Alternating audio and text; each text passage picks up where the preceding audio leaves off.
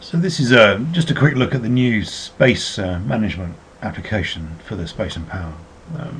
You remember previously that with the buildings that there was a space management system for the buildings, and it would show you how much space there was available within the racks and things like that. But that wasn't too useful. So you'll notice now that when I select the building, here's the TX19S building. You'll see there's no space management option now on the building because it's moved onto the rack. So if I just select this demo one here, just pop inside there.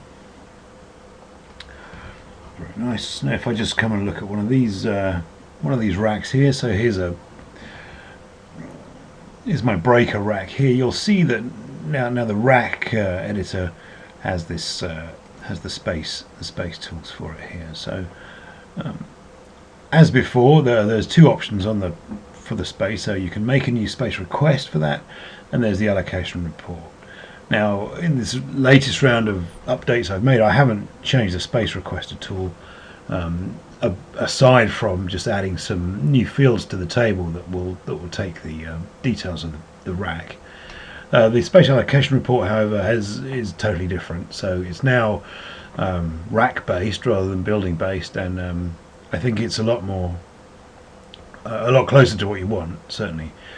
So why don't we just make a new space request for this thing here. So you'll see if I hit the new request, it brings it up and gives you the building in there, and it gives me the name of the rack in there as well. So there was a region and owner and everything. Space type is a mandatory field, so it wants to know what kind of thing we're reserving. For example, let's just say we're going to for a BDCBB shelf. Let's put in some of that space there, and I can say, okay, I want to use maybe five rack units here.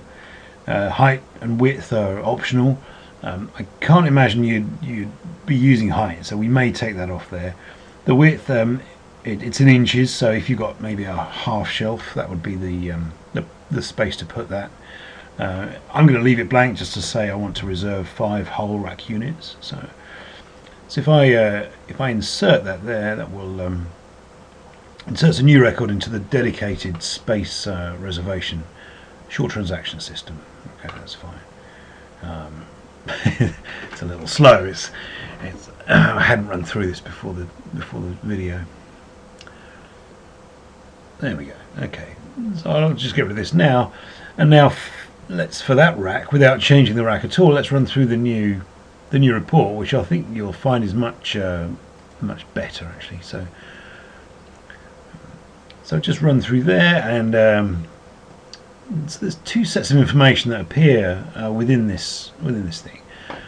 It's going to show the things that are actually within there right now. So that's the things that have this assigned status, and it also will show the requests that are outstanding for this thing. So here's the one we just made. So I just made this request here, 5 rack units here.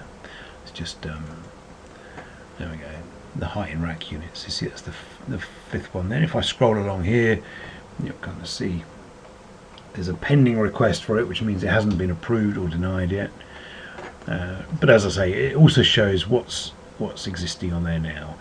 Now, eventually, you probably have duplicates in here, whereas you have the stuff that's appearing in the space management system as well as on the racks. But we're not there yet, so I just thought I'd leave it there for now. And that's that. And of course, you've got the normal buttons for dumping this out to a Word or an Excel file. So let's just do that. Again, this might take a couple of seconds.